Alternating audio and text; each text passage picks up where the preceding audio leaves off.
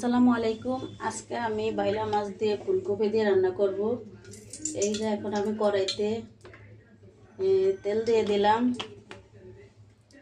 আর এই যে ফুলকপি আমি কেটে নিয়েছি, ফুলকপি আলু দিয়ে। আর বাইলা মাছটা আমি এই যে ভেজে নিয়েছি। এখন আমি পেঁয়াজ দিয়ে দেব।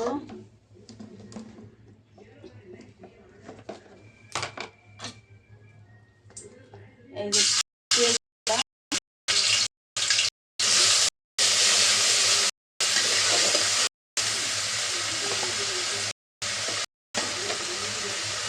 এখন আমি এতে হলুদ মরিচ সব দিয়ে দিব, লবণ দিয়ে দিলাম।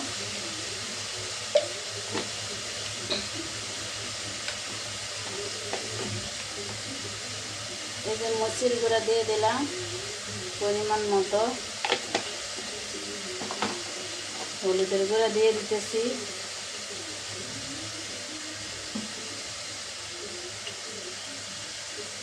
এখন আমি ভালো করে একটু কষিয়ে নেব, সামান্য একটু পানি দিয়ে ভালো করে একটু কষিয়ে নেব।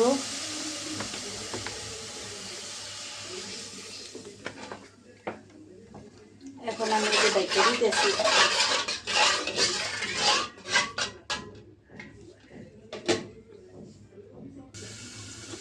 এই যে মশলা কষান শেষ। এখন আমি ফুলকপিগুলো দিয়ে দিব। বুঝছেন, একদম কষান শেষ হয়ে গেছে, তেল উঠে গেছে। যত কষাবে অতই তরকারি মজা হয়। এই যে আমি এখন ফুলকপিগুলো দিয়ে দিলাম, দিয়ে একটু ভালো করে নাড়িয়ে কষাইতে থাকবো।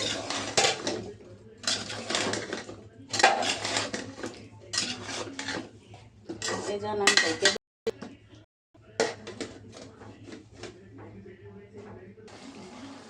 দেখুন কষান শেষ। এবার আমি জল দিয়ে দিব। যে আলুও সিদ্ধ হয়ে গেছে, ফুলকপিও। এখন আমি একটু জল দিয়ে দিই।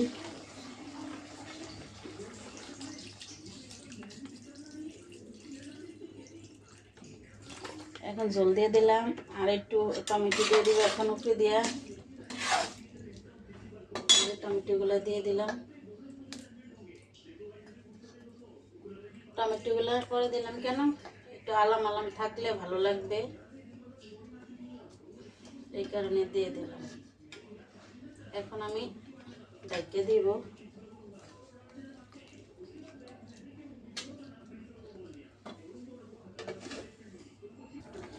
এই যে এখন আমি মাছগুলো দিয়ে দিতেছি, এই যে বাইলা মাছগুলা।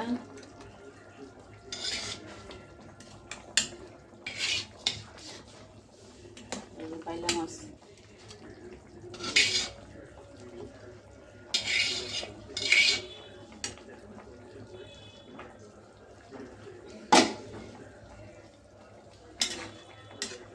এখন আমি ধনিয়া পাতাটা দিয়ে দিব, দিয়ে একটু ঢেকে দিলে বলো কাইলে আমি ভালো নামাই দেবে। আর করিস না।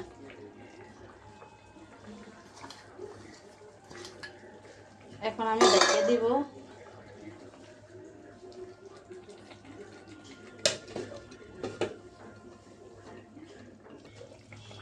এই যে দেখুন আমার শেষ, এই যে ফুলকপি দিয়ে বাইলা মাছ দিয়ে রান্না শেষ।